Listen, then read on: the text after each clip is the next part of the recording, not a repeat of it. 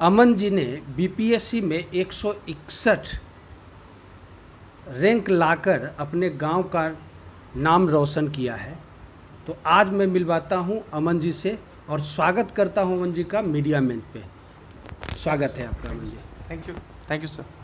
अमन जी, मराठी जो बिहार में पड़ता है वो भी मोकामा में, और आप भूमिहार समाज से हैं, आरक्षण की भी बातें होती है। खैर ये सब बातें हम आगे भी करेंगे, लेकिन मराठी से लेकर बीपीएससी का 161 पोजीशन तक का सफ़र के बारे में बताएंगे हमें। सर सफ़र थोड़ा सा लंबा हो गया। सफ़र लंबा ही होता है। थोड़ा सा लंबा, मुझे लगता है थोड़े से पहले ये चीज़ कर लेना चाहिए था।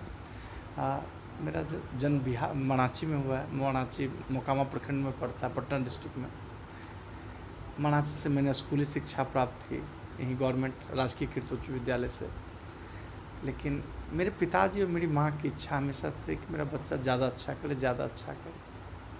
हालांकि उस वक्त चीज़ें समझ में नहीं थी, सिर्फ ये था कि आपको डॉक्टर बनना है, इंजीनियर बनना है। तो हमारा भी एक सपना था कि हम इंजीनियर बने। इसके लिए पिताजी ने मुझे कोटा भेज दिया पढ़ने के लिए।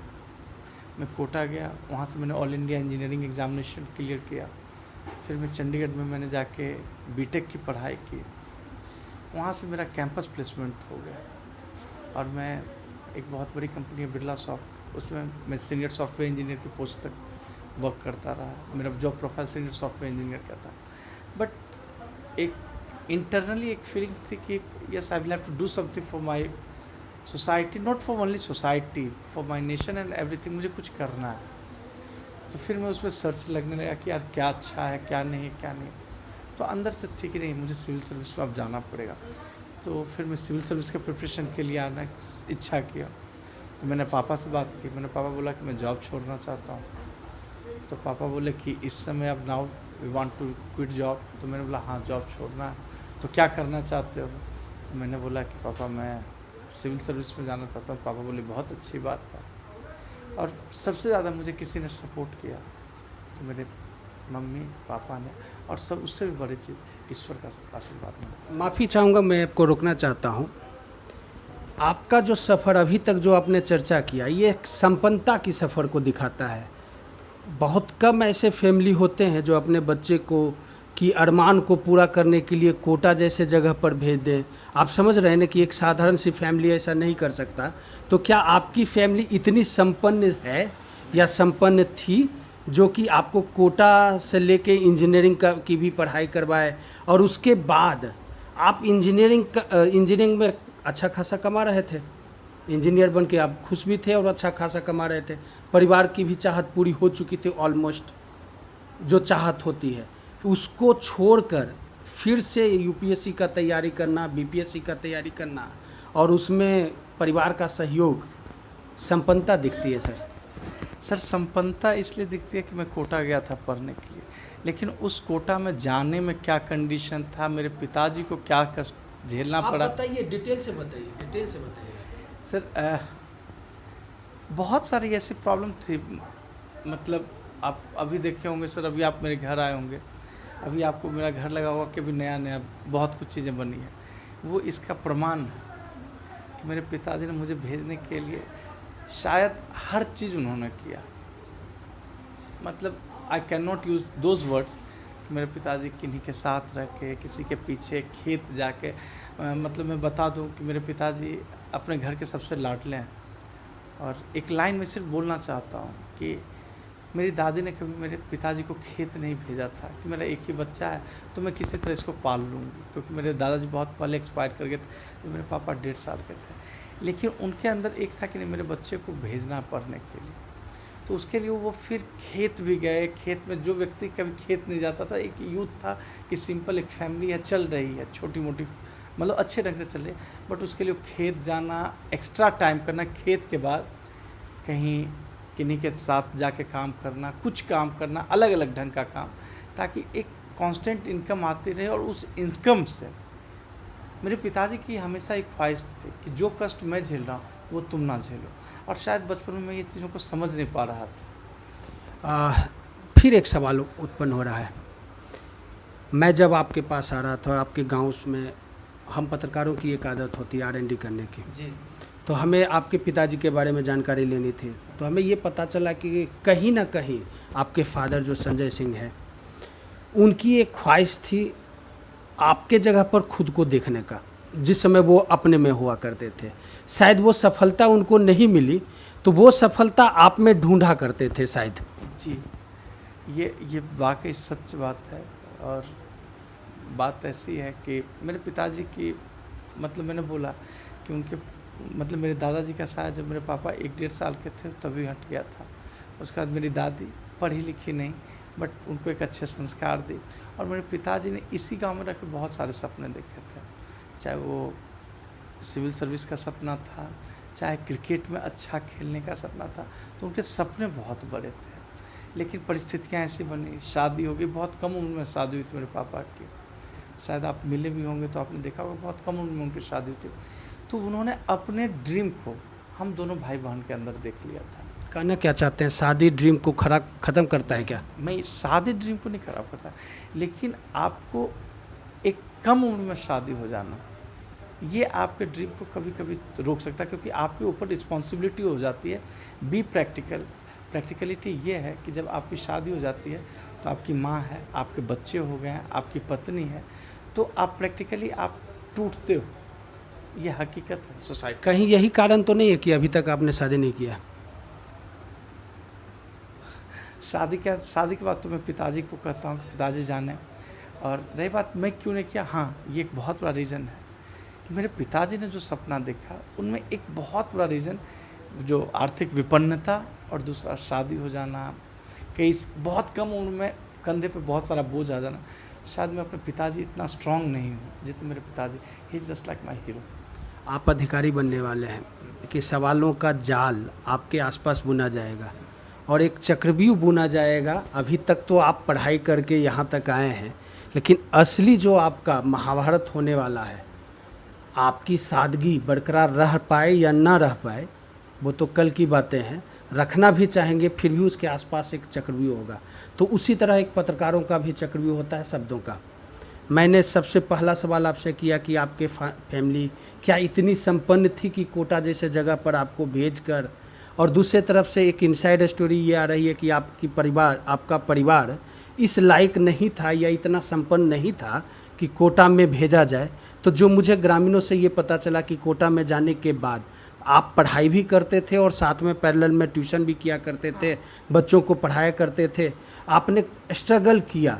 हालांकि आप बोलने में शर्मा रहे हो या फिर जो मैं एक्चुअल में क्या है, आपके माध्यम से हम अपने दर्शकों के या दर्शक के साथ साथ उन बच्चों को बताना चाहता हूँ कि ज़िंदगी जो है या फिर ये जो सफलता है यूं ही नहीं मिल जाते। तो क्या क्या आपने स्ट्रगल किया उसके बारे में भी हमें ज़रा डिटेल से बताइए। सर, जब मैं 10th के बाद कोटा गया, कोटा जाने के बाद अब थोड़ी सी अंदर में मैच्योरिटी आने लगी, क्योंकि अब मेरे पिताजी, मेरी माँ ने एक बहुत अच्छा चीज़ बोला था कि तुम अब अपने आप के गार्जियन हो। मैं गया तो थोड़ी सी मैच्योरिटी ये आई कि जब मेरे हर मंथ में मेरे पिताजी 8,000 10,000 भेजते थे और मैं घर कॉल करता था। मैं इस चीज़ को बोलने में मुझे शर्म नहीं है। और मम्मी से बोलता था कि मम्मी आज खाना क्या बना है, तो मम्मी बोलते थे कि ये बना है। मैं बोला ये क्यों नहीं बनाई? बोली बेटा पैसा नहीं था तो सोचे थोड़ा थोड़ा खा के निकालें। वो चीज़ें मुझे अब पिंच करना शुरू कर दी थी कोटा जाने के बाद। कोटा में मैंने ट्राई किया IIT क्लियर करने का, बट हाँ, या तो मेरी मेहनत उतनी अच्छी नहीं थी या किस्मत, जो भी हो, मैं IIT नहीं किया, लेकिन AIEEE by the grace of God और मैं अपनी मम्मी के चलते AIEEE में अच्छे रैंक से क्लियर करी। ये टेस्ट मेरे अंदर थी कि मैं अपने पिताजी का पैसा मैं यूज़ कर रहा हूँ, तो शायद मुझे थोड़ा सा कुछ अब मुझे अपने पिताजी को सपोर्ट करना चाहिए।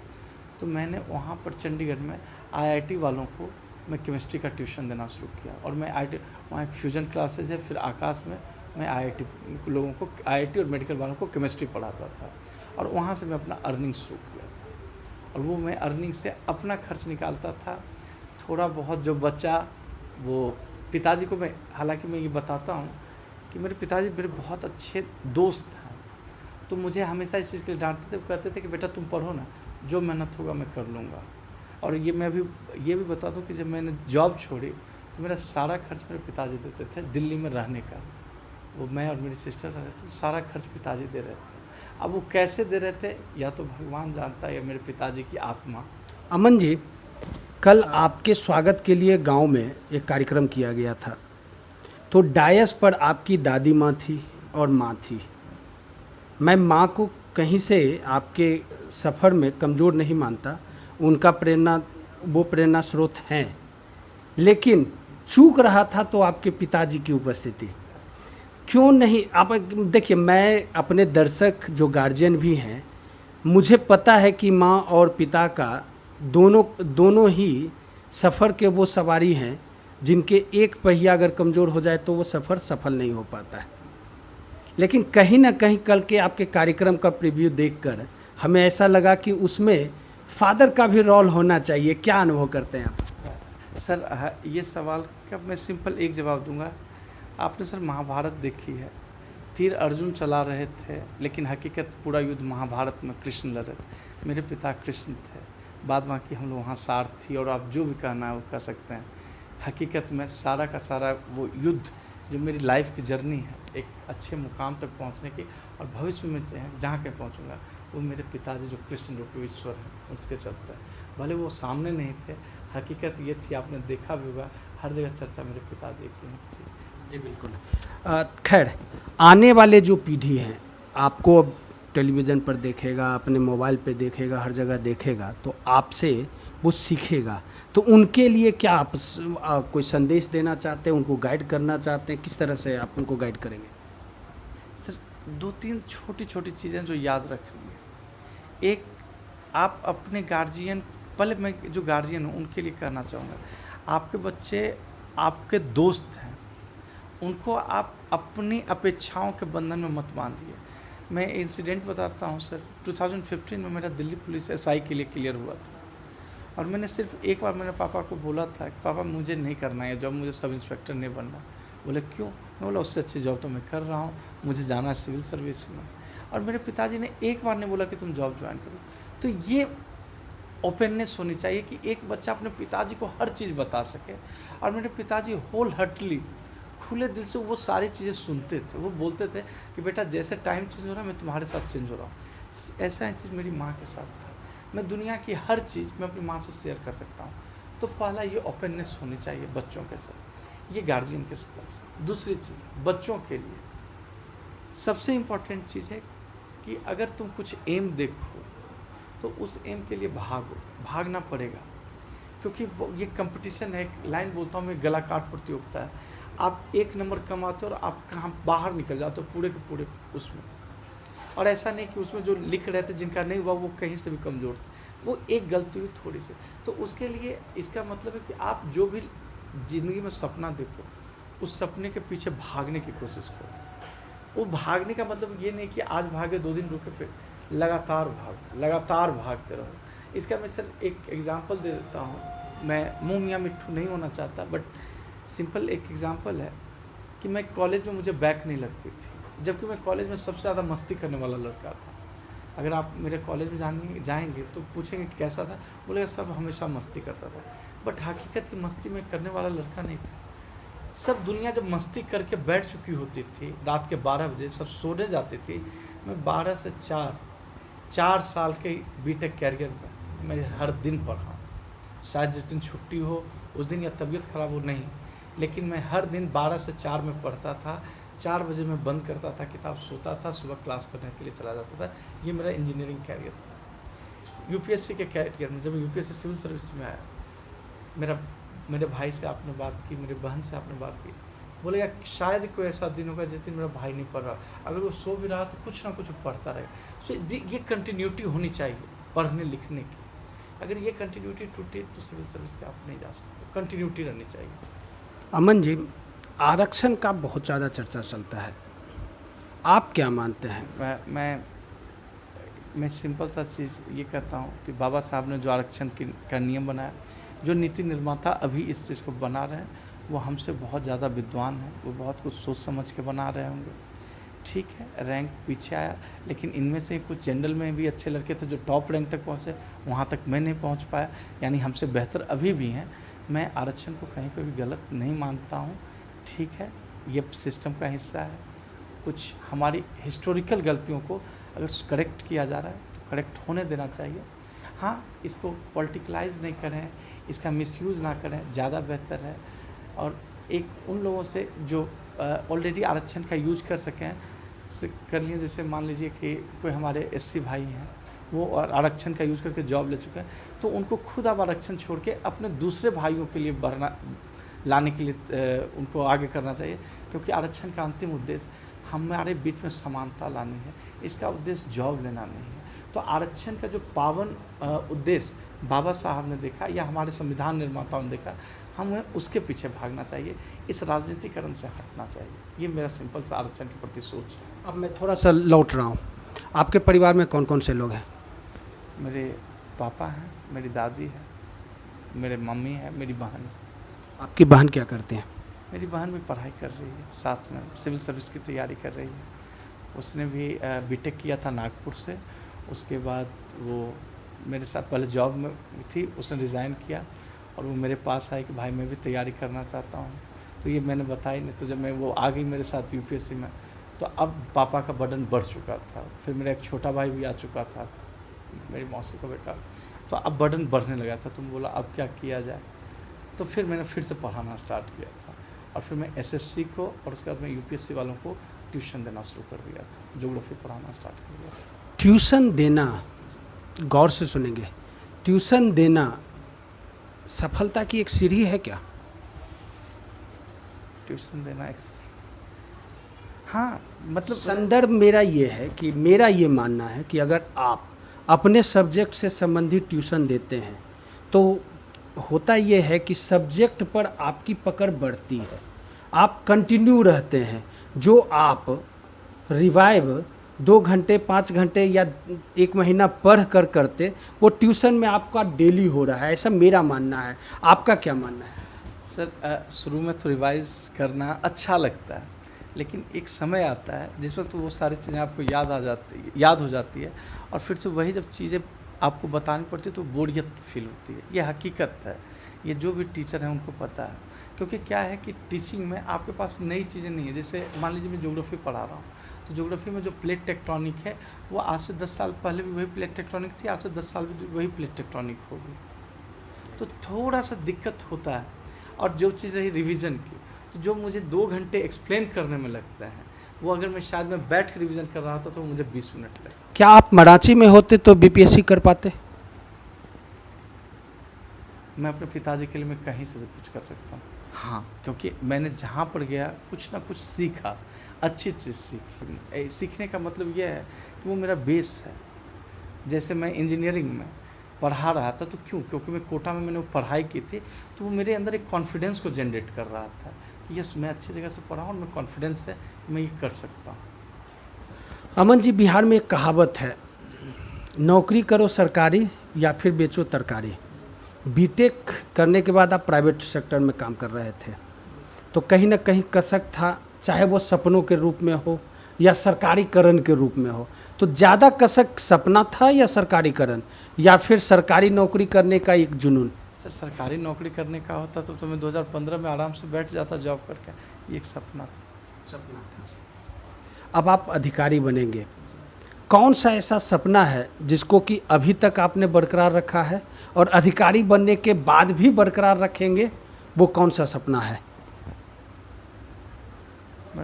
मतलब ऐसे तो ये चीज़ें बोलनी नहीं चाहिए, क्योंकि कुछ सपना होता है, आप अंदर देखिए, अंदर जिए और तब उसके लिए आगे बढ़िए। फिर भी अगर सर आप पूछ रहे हैं तो मेरा सिंपल सा 2 सपना है। एक तो मम्मी पापा दादी और अध्यात्म, इसमें अपने आप को आगे बढ़ाना।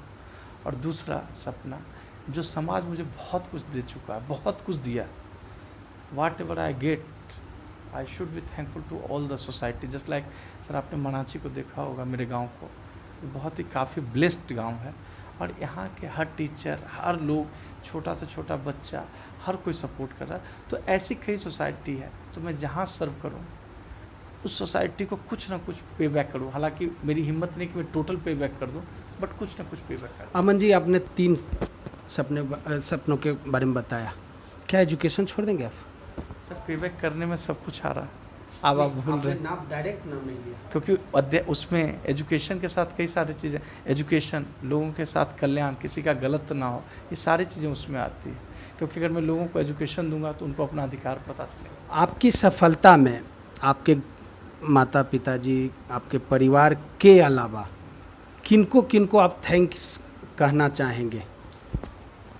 सबसे पहले मैं अपने आध्यात्मिक गुरु, मेरे गुरु महाराज श्री बाबा नीम करौली जी महाराज, क्योंकि उनके बिना मेरा कुछ नहीं है। उसके बाद मेरे आदरणीय गुरुजन, नाम बता दीजिए। सबसे पहले आदरणीय शशि बाबू, माणाची हाई स्कूल प्राचार्य, आदरणीय Ramakant sir, Anil sir, Ram Kumar sir, Manoj sir, Mauli sir. इसके अलावा उन सब का नाम, जिनका नाम मैं अभी नहीं ले, इसमें 2 नाम और छूट गए। एक आपका अभिन्न मित्र रोशन कुमार और दूसरा, हाँ न भूलिए मत, दोस्ती में भूलना नहीं है तो, और दूसरा शायद शशांक शेखर। मेरे मित्र में मतलब सर, जब आपने मित्र की बात छेड़ दी और शायद मैं इस चीज़ को भूल गया बोलने में। हकीकत आपके मित्र अभी देखेंगे तो आप पर गुस्सा करेंगे कि उमाशंकर सर ने याद दिलाया है। मेरा मित्र नहीं करेगा सर, क्योंकि मेरा मित्र कहता है कि उम्मीद मैं नहीं रखता हूँ। वो कहता है कि तू आगे बढ़ के, ये मेरे लिए बहुत खुशी। मित्र का नाम, मित्र का मतलब है उम्मीद सर। नहीं, जहाँ उम्मीद है वहाँ पे मित्रता नहीं है। मित्रता का मतलब ही है निस्वार्थ हो जाना। मतलब तो हमने उम्मीद ही समझा था सर, अलग सोचने का तरीका, देखने का नज़रिया है। जैसे मेरे 1-2 मित्र हैं, जैसे सबसे पहले मेरे एक बड़े भाई हैं संजीव भैया, संजीव दा, UPPSC। हाँ UPPCS में अभी ऑलरेडी एक्साइज में जॉब कर रहे हैं। वो पहले व्यक्ति थे जिन्होंने मेरे अंदर कॉन्फिडेंस दिया था कि मेरे घर का नाम विकास है, सो तू कर सकता है। उसके बाद by the grace of Radha Krishna मुझे एक बहुत अच्छा दोस्त मिला, उसका नाम है रोशन। वो दिल्ली मेट्रो में अधिकारी है। वो मेरा कॉन्फिडेंस, मेरा क्या बोल सकते हैं, रास्ता दिखाने वाला, कि मैं उसके नाम पे ये बोल सकता हूँ कि अगर वैसके जैसा दोस्त, और मेरे 2 दोस्त हैं धीरेन्द्र झा और प्रांजल शर्मा, अगर ये 3 जैसा दोस्त रहे तो मैं दुनिया पे फतह पा सकता हूँ। और मेरे जैसा किसी भी लड़के के पास अगर वो 3 दोस्त हों तो वो आप ज़िंदगी में कुछ भी करवा सकते हैं। वो क्योंकि आपको मोटिवेट, फाइनेंशियली, इमोशनली, हर जगह पे वो आपके साथ। मुझे अपने पूर्व राष्ट्रपति अब्दुल कलाम जी की याद आ रही है। उनका कहना, मैं दिल्ली यूनिवर्सिटी के कैंपस में था और उनका एक कार्यक्रम था, उसमें उनसे सवाल किया गया था बिहारी शब्द पर। तो उनका ये कहना था कि बिहार या किसी भी मेट्रो सिटी में अगर कोई बच्चा बिहार से आकर पढ़ाई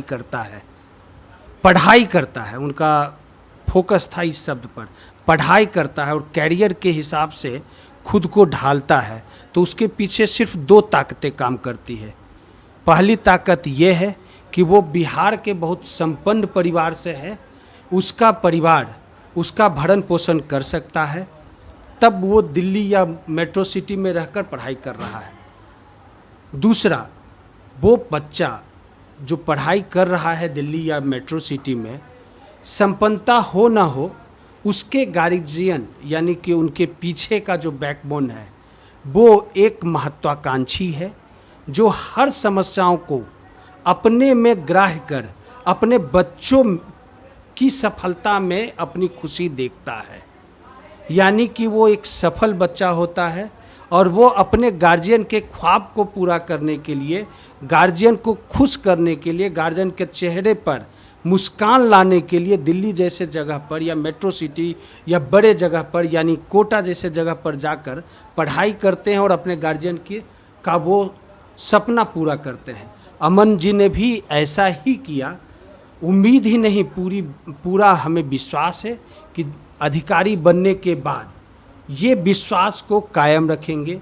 पहली बार इनके गांव में इनका स्वागत किया गया है और इस तरह का इवेंट शायद, जैसा कि मुझे इनके परिवेश से पता चला कि इस तरह का इवेंट इनके गांव में पहली बार हुआ है, तो ये अपने समाज को शायद भूलेंगे नहीं और शायद समाज भी ऐसा होने नहीं देगा। क्या सर?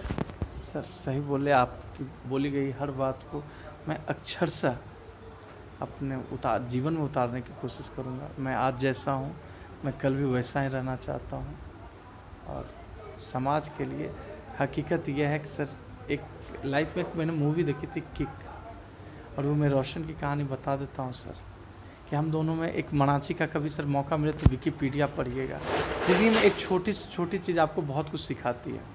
तो अपना सपना, और उसमें एक इग्नाइटर होता है, जैसे जो केमिस्ट्री के बच्चे देख रहे होंगे उनको पता होगा थ्रेशोल्ड एनर्जी का concept. So what was the threshold energy behind my success? Let me tell you कि हम दोनों रोशन से यही कर रहे थे, और मैंने उस विकिपीडिया पेज को पढ़ा था। जब मणाची का विकिपीडिया पेज पढ़ेंगे तो उसमें एक किसी ने तंज भरे स्वर में लिखा है, इतने बड़े गांव होने के बावजूद इस गांव में आज तक किसी ने ना यूपीएससी की परीक्षा पास की, ना बीपीएससी की। तो मैंने अपने दोस्त को बोला था कि शायद ये हमसे शुरुआत हो, और मेरे महाराज जी का, राधा कृष्ण का आशीर्वाद है कि वो मैं पा। चर्चा में आपके गांव का एक इतिहास छूट गया है। आपके गांव को द लैंड ऑफ ट्रक कहा जाता था, यानी कि ट्रक का गांव, गांव का ट्रक। एक कहावत थी कि आपके गांव में हर घर के सामने कम से कम एक ट्रक होता था। ये संपन्नता थी गांव की, यह संपन्नता आज भी है, और अगर नहीं है तो क्या इसको बरकरार रखने के लिए आप कुछ कर पाएंगे? सर, ये तो नहीं है, मेरे घर के आगे एक भी ट्रक आपको दिखा हुआ नहीं लगा। तो पुराना जो इतिहास है वो गलत है क्या? नहीं था। मुझे भी सुनने में आया कि मणाची में बहुत ज़्यादा ट्रक था, लोग बिजनेस माइंडेड थे, एक अच्छा मतलब एक अच्छी सोसाइटी थी। लेकिन समय बीतने के साथ कुछ क्या घटनाएं हुई, मैं XYZ रीज़न नहीं बताना चाहूँगा, बट ये डिग्रेड हुआ। समाज में समस्याएं, मतलब समाज में क्या, गांव में प्रॉब्लम्स क्रिएट हुए और वो डिग्रेड होता गया, और ये संपन्नता धीरे धीरे कमती गई।